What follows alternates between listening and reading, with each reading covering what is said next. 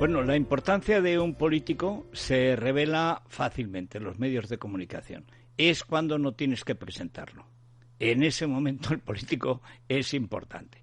Don Alberto Núñez Feijóo, muy buenos días. ¿Qué tal? Muy buenos días, Federico. Bueno, pues usted, claro, como no tenía bastante, resulta que tiene campaña electoral, campaña para convencer a los españoles que nos vayamos de veraneo a Galicia y algunas otras cosas. Pero bueno, para empezar, no está mal. Coincide además ese empeño suyo, que es muy loable y razonable, que es a ver cómo se consigue salvar una temporada de turismo que en principio está prácticamente perdida, pero que se podrían hacer muchas cosas con la campaña muy agresiva, así como cariñosa, de la Generalidad de Cataluña, que ahora resulta que quiere a los españoles. Bueno, eso es muy buena noticia, entre otras cosas porque todas las personas que viven en Cataluña, salvo las que han nacido fuera de España, son españoles. Y durante la pandemia, pues, en fin, yo he participado en las conferencias de presidentes, en todas, 11 llevamos, y el presidente Torra, pues, en fin, siempre pedía auxilio, colaboración, información y medios al conjunto del Estado, ¿no?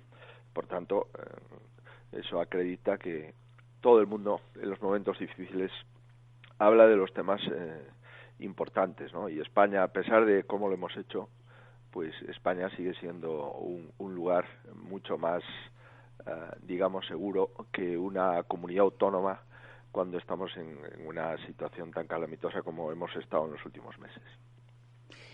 ¿Usted no cree que es contraproducente la campaña del gobierno de salimos más fuertes? Pero hombre, ¿cómo vamos a salir más fuertes si estamos que no podemos ni pagar los ERTE? Estamos prácticamente a punto de mendigar, porque es que es la situación real. Cuando no tienes, pues tienes que pedir en Europa.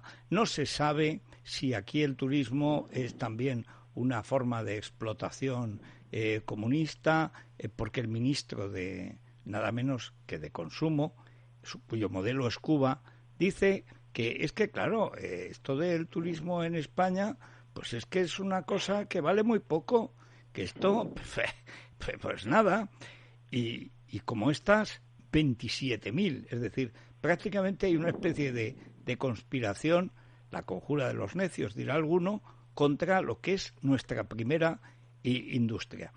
Cuando todos son noticias de este tenor, ¿qué hace un político para tratar de revertir la situación y, digamos, casi contrarreloj, como es la situación ahora en España, pues quiere convencer a los españoles de que hay que ir a su comunidad, que es un sitio encantador, donde además se come muy bien y todas esas cosas? ¿Cómo va a enfocar Galicia en este entorno, ya digo, caótico y bastante hostil, su campaña para convencer a la gente de cualquier sitio de España de que vaya a conocerla si no la conoce o que repita?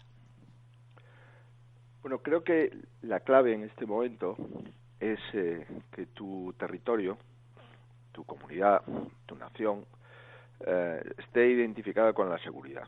En este momento todo el mundo lo que busca es un lugar seguro para pasar unas vacaciones después de estas semanas impactantes y que han marcado la historia del mundo y muy especialmente la historia de España, ¿no? En Galicia, pues la verdad es que todos los datos que tenemos desde el principio hasta hoy acreditan que ha sido uno de los territorios donde el virus ha circulado con menor intensidad. Hoy tenemos 7 personas en la UCI, eso es un 96% menos de lo que tuvimos durante el pico de la pandemia, ¿no? Y solamente 52 personas hospitalizadas. Solo el 1% de las camas están ocupadas por pacientes COVID, el 1% del total de las camas sanitarias en Galicia. Y bueno, pues tenemos lamentablemente 614 fallecidos, pero en esa estadística que sube y baja, pero que probablemente se aproxime más a los 28.000 que a los 26.000, y eso sin contar todos los fallecimientos en residencias, porque lamentablemente esa información no la tenemos, aunque las comunidades autónomas sí estamos obligados a darlas, Pero en fin, se mire como se mire, si el 6% aproximadamente del porcentaje de fallecidos le correspondería a Galicia, pues eso serían unos 1.500 aproximadamente. Bueno, pues en Galicia han fallecido 614 personas, ¿no? Por tanto, ¿Galicia es un lugar seguro para venir de vacaciones? La respuesta es que sí. Tenemos capacidad de hacer test masivos. El primer test masivo que se ha hecho en España se ha hecho en Galicia, con 47.000 gallegos que se han hecho un test. Ahora, a partir de la segunda semana de junio, volvemos a hacer otra oleada de otros 45.000, además de los que hemos hecho para el Gobierno central, y vamos a seguir porque creemos que aquí el objetivo no es esperar a que la gente llegue con síntomas, sino descubrir a personas que puedan tener esos síntomas. ¿Para qué? En primer lugar, para aislarla, y en segundo lugar, para saber cuáles son sus contactos y hacerle también un test y una PCR a esos contactos, ¿no? Y desde el punto de vista de prevención, pues la comisión del COVID en el Gobierno gallego la constituimos el 27 de febrero. 27 de febrero. Los primeros respiradores en Galicia los compramos el 1 de marzo. A pesar de no tener ningún fallecido, vimos lo que estaba ocurriendo en Madrid, y el mismo día que Madrid suspendió las clases, Galicia también las suspendió, y el mismo día que Madrid activó la alerta sanitaria, el día 13 de marzo, Galicia también la activó. Hasta la noche del 14 de marzo, el Consejo de Ministros no aprueba el estado de alarma, prácticamente entró en vigor el día 15, y nosotros estábamos trabajando ya pues 17 días antes, ¿no? Y eso creo que acredita que Galicia es un lugar seguro, y que a los temas de salud pública nos los tomamos en serio, porque la salud pública, que a veces se considera como una cuestión genérica, que lo importante es exclusivamente la asistencia sanitaria, bueno, oye, antes de la asistencia sanitaria, con criterios de prevención y de promoción de la salud, puedes evitar mucha asistencia sanitaria, simplemente porque no se produce esa enfermedad, ¿no? Y desde el punto de vista de los mayores, pues hemos luchado por ellos. Se han dado altas a personas de 107 años, de 104 años, de 103 años, personas que estaban ingresadas y que se curaron. Y a pesar de que tenemos una población envejecida, 25.000 personas en residencias de tercera edad, solo el 0,3% de esas personas están contagiadas. Hemos llegado a tener el 4%, casi 1.000 personas, ¿no? Bueno, pues ahora ya la seguimos tratando, se le siguió cuidando, se establecieron protocolos, se hicieron residencias integradas, se mandaron personal médico, personal sanitario a esas residencias, y han sido capaces de pasar de aquellos 1.000 infectados al día de ayer, que eran 60. Por tanto, Galicia es un lugar seguro para venir, y yo creo que los criterios sanitarios así lo acreditan.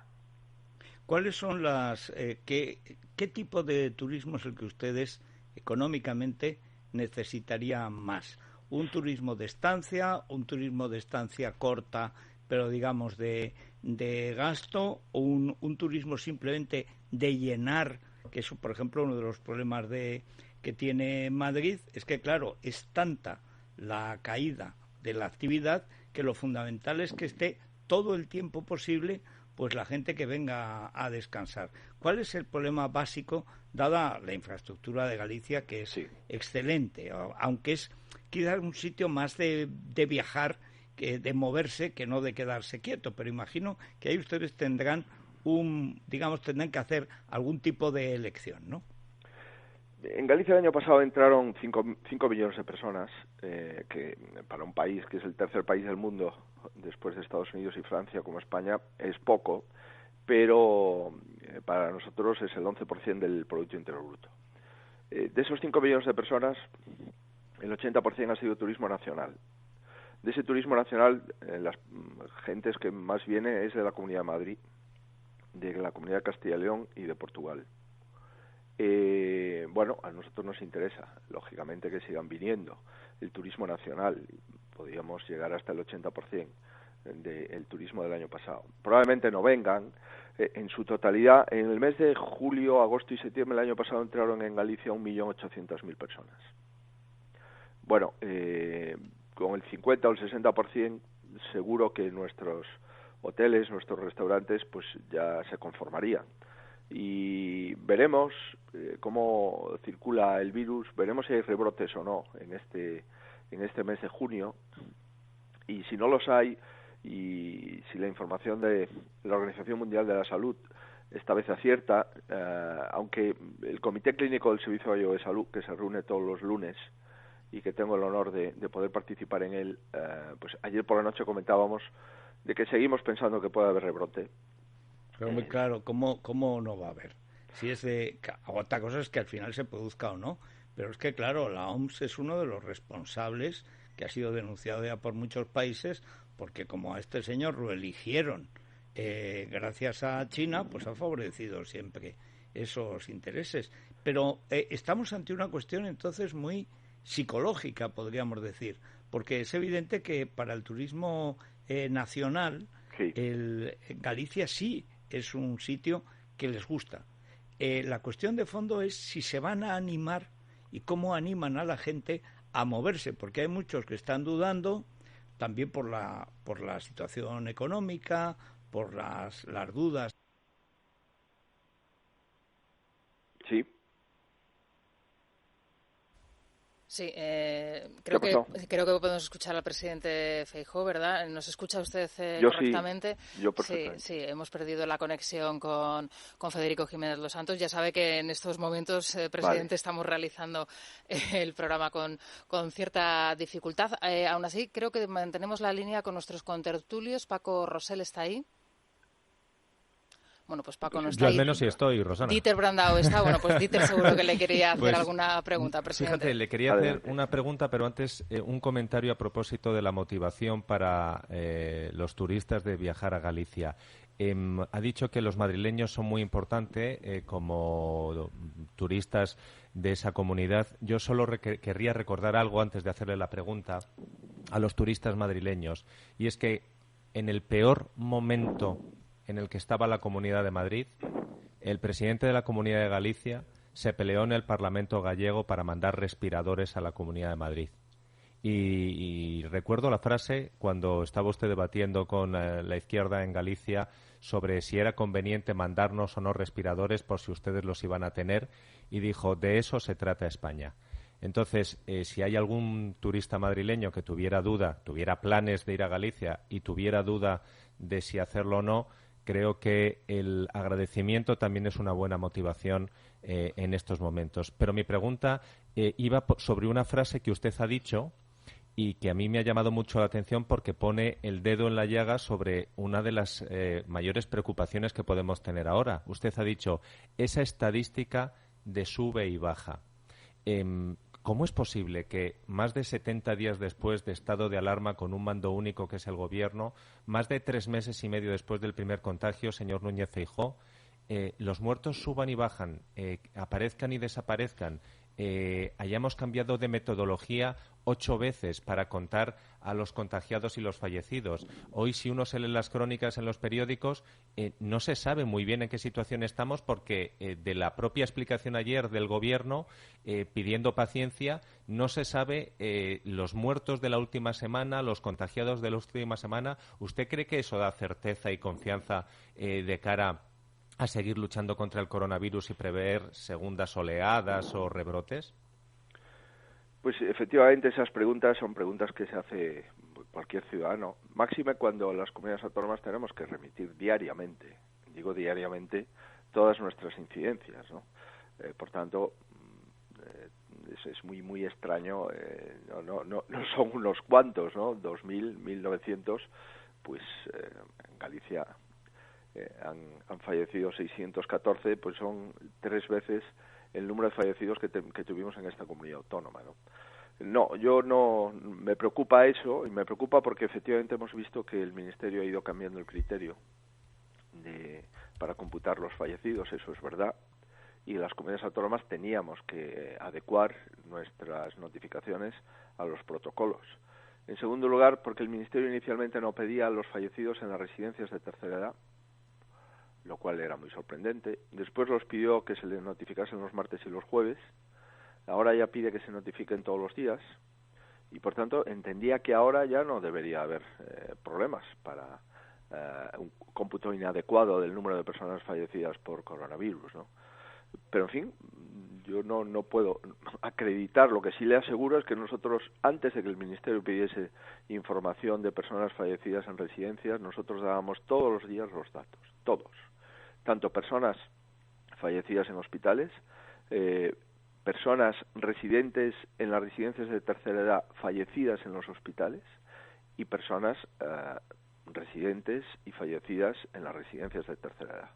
Y eso lo dábamos a los medios de comunicación gallegos porque son exigentes y porque se lo sabían todos, y esto a mí me parece muy sorprendente que después de tanto tiempo podamos cometer tantos errores, porque al principio podría dar lugar a algún impacto de colapso hospitalario, y después también me parece muy sorprendente que las comunidades autónomas no podamos tener acceso a el número de fallecidos en los registros civiles, y que esa información solamente la puede dar el Ministerio de Justicia.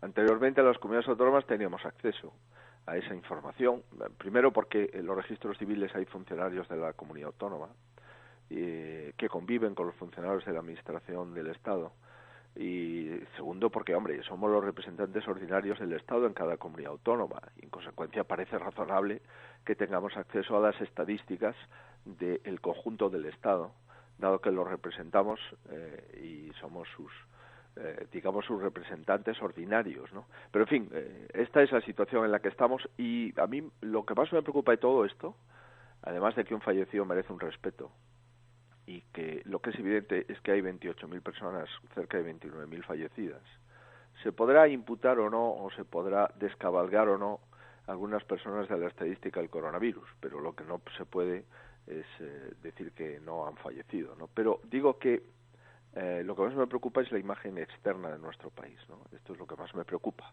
En este momento estaba leyendo una entrevista en La Voz de Galicia de un jefe de servicio de cirugía torácica de un hospital de Lisboa, que es malagueño, y bueno, hacía un comentario sobre cómo se vio y cómo se ve en Portugal la pandemia en España, ¿no? Y pues es especialmente doloroso pues que nos vean así. Y fíjese que es una entrevista a un malagueño, a pesar de que lleve varios años trabajando en un hospital de Lisboa, no deja de ser español y no deja de preocuparle alguna imagen que hemos dado fuera de nuestro país. A pesar de tener un excelente sistema nacional de salud, lo cierto y verdad es que no han sido nuestros mejores momentos para dar una imagen de seguridad. Ya hemos recuperado la conexión con Federico. Sí, yo estaba viendo esto, efectivamente ya, dígase lo que se diga, bueno, en Portugal siempre la prevención con respecto a España y en Galicia con respecto a Portugal y tal, joroba especialmente porque es que la sanidad española es mucho mejor que la portuguesa. Tenemos más dinero, somos más ricos. En los años de oro de Aznar se creó una infraestructura, tanto sanitaria como viaria, que ahí está, que es bastante mejor que la de Italia, no digamos que otros. Pero es que Grecia, que es más pobre aún que Portugal, también ha tenido un comportamiento mejor, político, sanitario, etcétera. Es que Grecia y Portugal están queriéndose llevar ese turismo que nosotros queremos que se quede en Galicia, naturalmente, si es que quieren ir a lo que llama... Esto realmente reconozco que me saca de quicio. Pero ¿cómo puede una ministra de España decir que es que lo han hecho mejor en Portugal porque es que están más al oeste? Pero vamos a ver, primero, eso es mentira. Está más al oeste el Finisterre.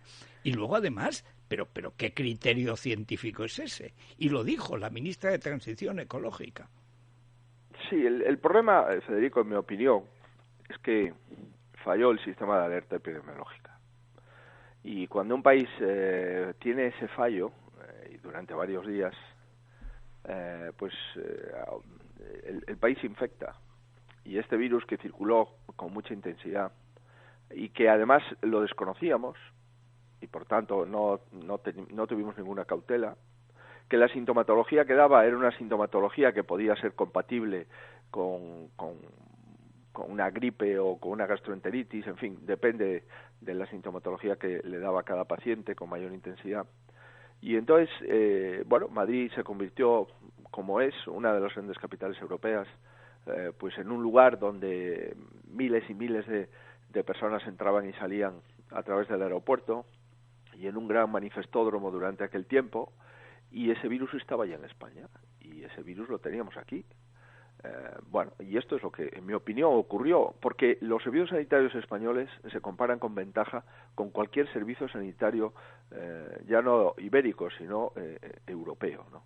Y nuestras UCIs y nuestros hospitales son unos hospitales magníficos, y Madrid pues hizo un gran esfuerzo en la construcción de nuevos hospitales, ¿no? Entonces, ver cómo se colapsaron las unidades de cuidados intensivos, los servicios de urgencia, las plantas de hospitalización, ver cómo lo hicieron prácticamente en la totalidad de los hospitales del Servicio Madrileño de Salud, eso es porque falla un sistema, que es el sistema de alerta epidemiológica en nuestro país. Y porque ya desde el 31 de diciembre, se critique o no a la OMS, ya la OMS advirtió de riesgo de pandemia mundial, 31 de diciembre.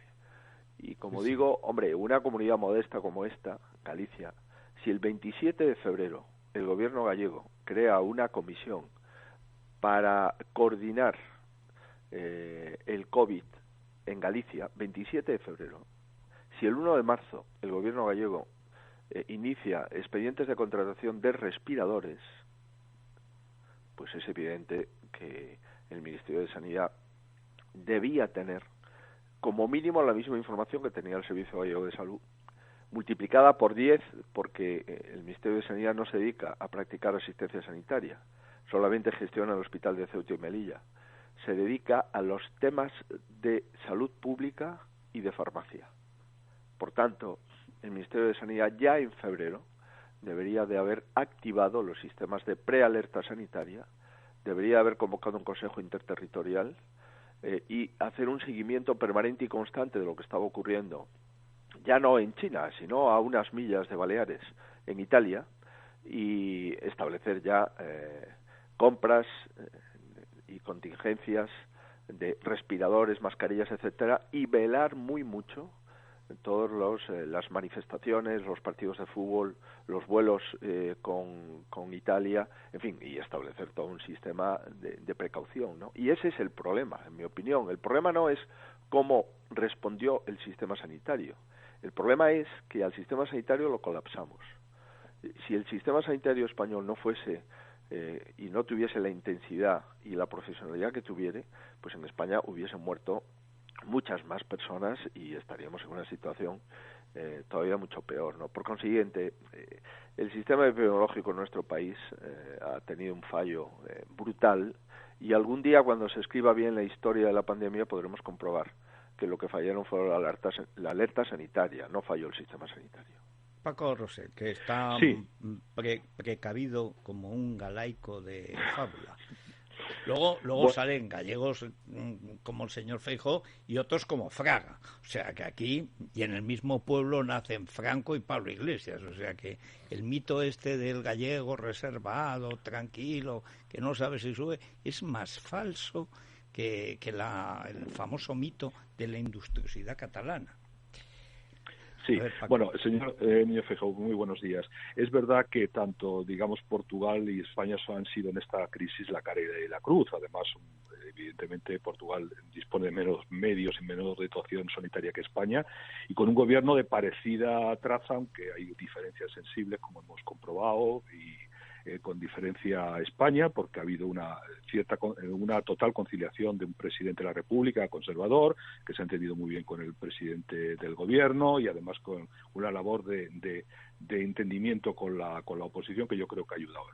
El hecho cierto es que Portugal declaró el estado de alarma antes que España, y ya hace 10 semanas que lo anuló, ¿no? A mí me gustaría hacerle un par de preguntas. Una, usted estaba hace 3 semanas estaba muy inclinado en que el estado de alarma tenía que anularse. De hecho, hizo algunas declaraciones a este respecto, pero se produjo una llamada de la vicepresidenta del Gobierno, Carmen Calvo, y eso parece que le hizo a usted reconsiderar la situación. No sé lo que le dijo la vicepresidenta del Gobierno, si se especuló con la idea de que convenía ir quitando el estado de alarma de forma organizada y que necesitaban una prórroga más. Lo cierto es que el presidente de su partido, Pablo Casado, hizo un discurso para el no, y al final se abstuvo precisamente por esa por esa circunstancia. Me gustaría que aclarara ese punto. Y en segundo lugar, este mes de julio, en Galicia, junto al País Vasco, va a ser la primera comunidad que los ciudadanos van a ir a votar, con lo cual vamos a tener un termómetro bastante adecuado de cómo, después del COVID, la etapa de confinamiento, etcétera, etcétera.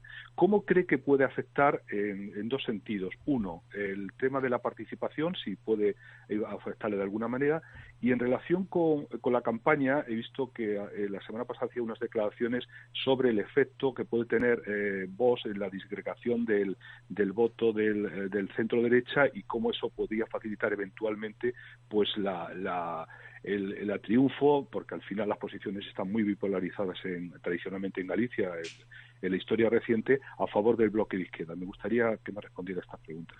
Sí.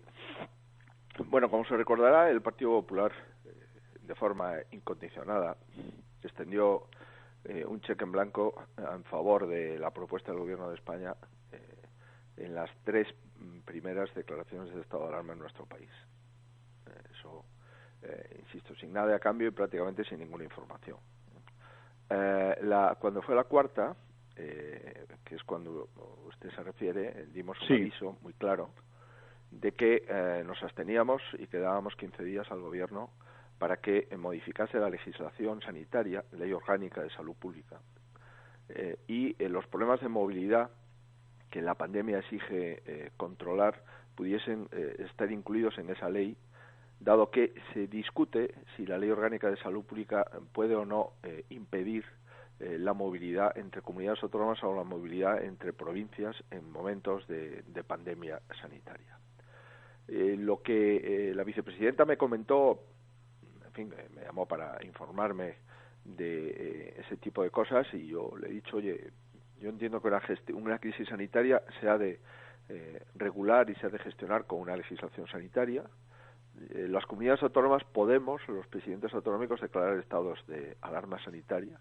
Y de hecho, Madrid, Euskadi y Galicia lo hemos hecho antes que el Gobierno central estableciese el estado de alarma, lo cual quiere decir que el Gobierno de España puede perfectamente pues cerrar restaurantes, limitar aforos, en fin, todo lo que estáis haciendo lo podéis hacer con la legislación sanitaria en la mano. Y ella me dice, no, pero la movilidad no.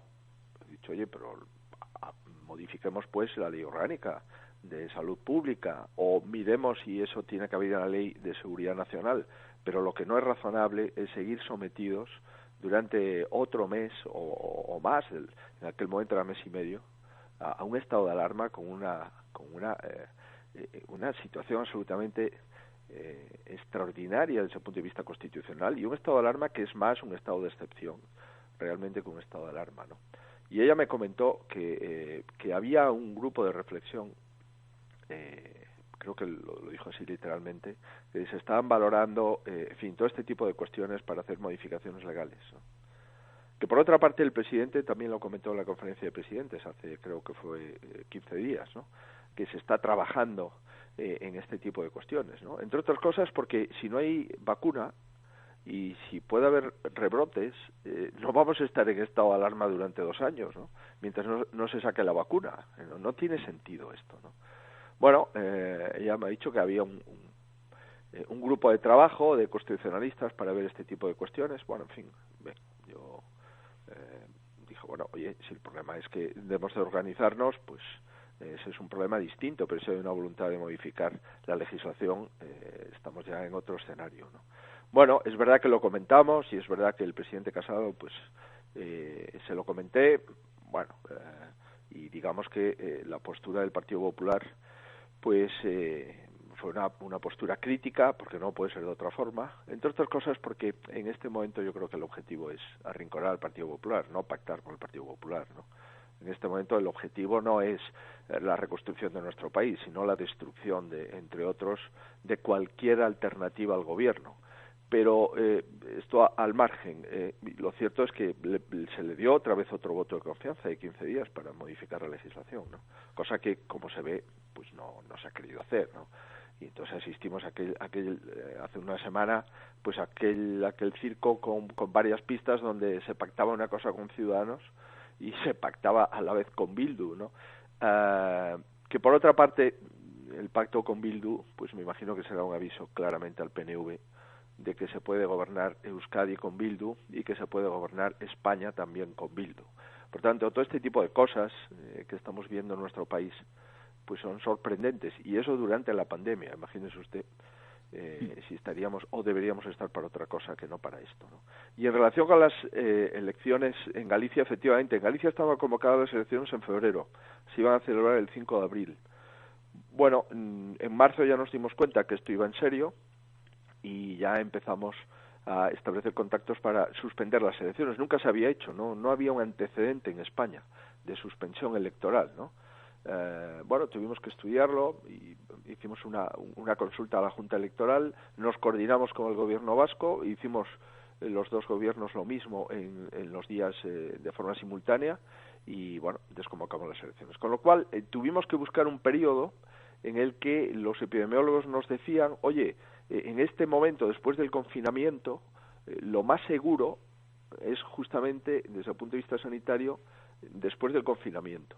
¿Por qué? Pues porque hemos estado todos en casa sin poder salir, el virus no ha circulado, y como la legislación española establece 56 días de mínimo para convocar, pues convocamos, y esto da por resultado el 12 de julio, que es, digamos, los primeros días del mes de julio, que teóricamente será los primeros días en los que vengan turistas, y por lo tanto los riesgos de rebrote serán menores que si lo planteamos en septiembre o octubre, donde ya habremos recibido algunos millones de turistas en España y también varios miles de turistas en el País Vasco y Galicia, ¿no? Bueno, la dispersión del voto es evidente que beneficia a todo el bloque de izquierdas, ¿no? La dispersión del voto de centro-derecha pues beneficia a la izquierda, y mucho más en Galicia. ¿Por qué? Porque en Galicia Vox ni Ciudadanos ha conseguido nunca un diputado, ni en Cortes ni en el Parlamento Autonómico, y Vox no tiene ningún concejal en la comunidad autónoma. Ciudadanos tiene algunos, yo creo que entre 10 y 12 concejales en la comunidad, y si sumamos los votos de Vox en las generales, que no tuvieron Cortes, representación en Cortes, pues si sumásemos todo eso junto con Ciudadanos, pues está claro que la mayoría de centro derecha en Galicia podía volver a repetirse, ¿no? En fin, en todo caso, nosotros estamos trabajando para que esto ocurra, y no le diré yo que esto va a ocurrir, pero yo creo que se puede volver a ganar en Galicia una cuarta mayoría absoluta, sobre todo si la gente va a votar y la gente se da cuenta que en Galicia no sería bueno repetir la misma fórmula de gobierno que hay en el gobierno central, ¿no? Yo creo que eso sería muy malo para los intereses de los gallegos, y yo espero que los gallegos, pues, en fin, entiendan nuestro mensaje. Vamos a ver si lo conseguimos. Bueno, don Alberto, lo que tiene... Sí. Perdón, solo... No, dime, simplemente Paco. es que le decía que el efecto del COVID y demás, que si eso va a tener alguna traducción en la abstención, porque claro, también estamos hablando de una población, digamos, bastante avejentada en el caso de Galicia, ese efecto, si lo tiene contemplado, simplemente era ese detalle. Sí, vamos a ver, eso está ahí, es un hecho que nos vamos a enfrentar a unas elecciones distintas, ¿no? Ayer en el Comité Clínico del Servicio de Salud veíamos las recomendaciones que se le va a hacer a la Junta Electoral. Claro, pues soluciones hidroalcohólicas, distancia de 2 metros, guantes y mascarillas para todos los miembros de la mesa, mascarillas en el caso de que cualquier ciudadano entre en el colegio electoral sin ella. Bueno, es evidente que estamos ante unas elecciones distintas, ¿no? También es verdad que de aquí al 12 de julio hay muchas cosas que van a cambiar, sobre todo si seguimos por esta línea de sosiego desde el punto de vista sanitario, ¿no? Y también es verdad que es mucho más arriesgado ir a una terraza donde hay 10 personas juntas en una mesa que acudir a un colegio electoral, ¿no? Pero es verdad que aquí la izquierda... Pero es más divertido, ¿eh? Sí, yo lo comprendo. Pero el acudir a un colegio electoral solo lo puedes hacer una vez cada 4 años. Y son cosas que te quedan para los 4 años siguientes. Pero digo, y aquí la izquierda pues se ha mostrado muy contundente en contra del 12 de julio, porque no era responsable hacerlas, etcétera. En fin, trasladando, pues en mi opinión, una cierta incertidumbre para que los votantes, me imagino que los mayores, pues tengan alguna cautela para ir a votar, ¿no? Ahora, desde que hemos visto que en España, a partir del 1 de julio, ya pueden venir turistas de cualquier lugar del mundo, imagínese usted la broma de que si pueden venir alemanes, británicos, franceses, italianos a España, resulta que esto es mucho más seguro que un gallego puede ir a votar a su colegio electoral, ¿no? En fin, pero yo espero que en Galicia la gente se dé cuenta de que aquí las cosas se están llevando con bastante rigor. No tenemos más objetivo que acertar. A nosotros nos interesa que España vaya bien, nos interesa que Galicia vaya bien, y no tenemos planteamientos ideológicos como los que estamos observando en este momento en el gobierno central, ¿no? Por tanto, somos una comunidad saneada a pesar del COVID y el impacto que va a tener en la economía gallega. Bueno, hemos superado la crisis de los años post-Zapatero, y yo creo que ya sabemos y tenemos experiencia en superar crisis económicas. Si confían en nosotros, vamos a intentarlo otra vez, superar la crisis en la que está inmersa toda la economía española y en consecuencia también la economía gallega, tanto la crisis económica como la crisis social, que eso sí que va a ser una pandemia que cada vez nos daremos cuenta más cómo nos va a afectar, no solamente en nuestros trabajos, sino también en los próximos meses, ¿no? Hay actividades económicas en España que no se van a recuperar hasta el año 23, 24, ¿no? Y la riqueza y el Producto Interior Bruto que teníamos en España no lo vamos a recuperar hasta dentro de 2 o 3 años, ¿no? Por tanto, aquí nos espera unos años muy difíciles, con un endeudamiento masivo, con un déficit público brutal y con un incremento de paro que lamentablemente España no se lo merecía, pero para esto yo creo que se necesita un gobierno, no un conjunto de partidos que ocupen el gobierno. Y usted lo que necesita es curar el catarro, ¿eh? Pues sí, la verdad es que sí. Pero, hombre, lamento que se me note. No, es que esto se tiene que notar para echarlo. Pero, hombre, ¿cómo anda usted sin poleo y estas cosas fantásticas? Vamos a tener que abastecerlo, porque vale. Solo faltaría que encima volviera Pepiño del más allá a pastorear los destinos de Galicia. Esto sería tremendo. En fin, bueno, cuídese, don Alberto, mucha suerte. Y yo digo lo que dijo antes Dieter Brandau. A la hora de la verdad, Galicia ayudó. Pues yo espero que los madrileños que tenían la costumbre o están en la duda de ir a veranear a Galicia, pues hagan lo que hay que hacer. Dice, bueno, aquello lo conozco, aquello me gusta, luego tengo algún kilo de más, pero bueno, después de la pandemia ya lo de los kilos es lo de menos. O sea que espero que les vaya muy bien en la campaña turística. Muchas gracias. Nada, gracias por la oportunidad. Un abrazo.